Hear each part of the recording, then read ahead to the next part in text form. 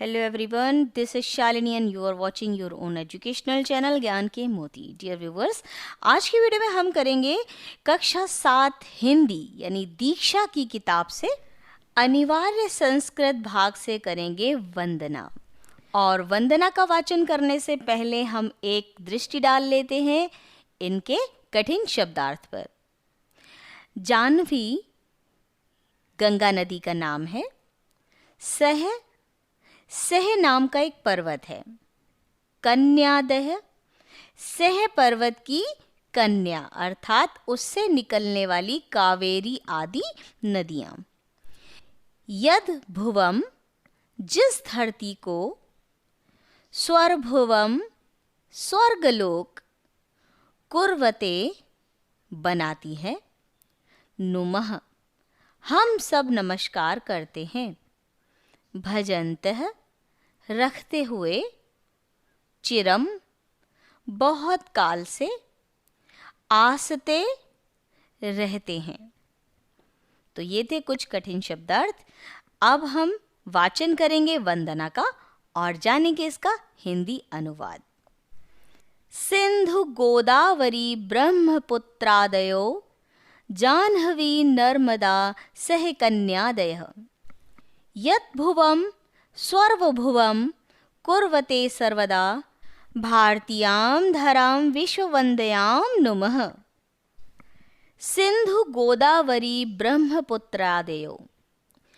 सिंधु गोदावरी ब्रह्मपुत्र जाह्नवी नर्मदा सह कन्यादय अर्थात गंगा नदी, नर्मदा नदी, सह नामक पर्वत और कन्याकुमारी आदि।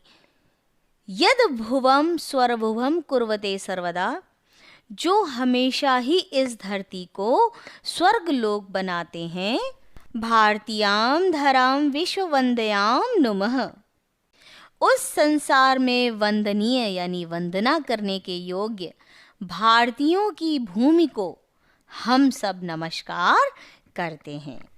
सरल शब्दों में अगर हम जाने तो हम सभी भारतीय उस भूमि को नमस्कार करते हैं जिस भूमि को सिंधु, गोदावरी, ब्रह्मपुत्र, गंगा, नर्मदा, सह नामक पर्वत और कन्याकुमारी आदि स्वर्गलोक बनाते हैं यानी स्वर्ग बनाते हैं।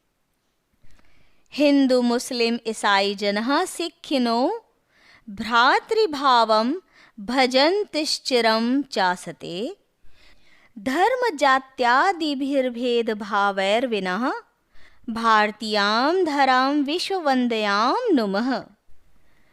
हम सभी संसार में वंदनीय भारतीयों की भूमि को नमस्कार करते हैं जहाँ हिंदू, मुस्लिम, सिख और ईसाई लोग धर्म जात्यादिर्भेदभावैर्विना अर्थात जहाँ धर्म और जाति आदि के भेदभावों के बिना, भ्रातृभावम अर्थात भाईचारे के भाव से, भजन्तिश्चिरं चासते जो चिरकाल से अर्थात बहुत काल से, काफ़ी समय से रहते हैं।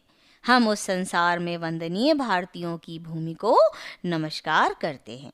इस वंदना के अंतर्गत हम अपनी भारत भूमि को नमस्कार करते हैं जहाँ सिंधु, गोदावरी, ब्रह्मपुत्र, गंगा, नर्मदा, सह नामक पर्वत और कन्याकुमारी आदि इस धरती को स्वर्गलोक बनाते हैं और जहाँ हिंदू, मुस्लिम, सिख और ईसाई लोग सभी धर्म और जाति आदि के भेदभावों के बिना भाईचारे के साथ काफ़ी सालों से, चिरकाल से रहते हैं।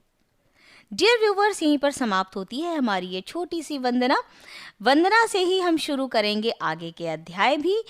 अगला अध्याय है नैनीताल भ्रमणम, जिसका हिंदी अनुवाद और आवश्यक अभ्यास कार्य हम जानेंगे अगले वीडियो में। तब तक के लिए अपना ध्यान रखिए, वीडियोस देखते रहिए। अगर आपको मेरे वीडियोस पसंद आते हैं तो लाइक कीजिए और ज़्यादा से ज़्यादा शेयर भी कीजिए ताकि अन्य बच्चे भी मेरे इन वीडियोस का लाभ प्राप्त कर सके। और अब तक आपने मेरे चैनल को सब्सक्राइब नहीं किया है तो सब्सक्राइब कर लें। खूब पढ़ें, खूब बढ़ें। Thank you.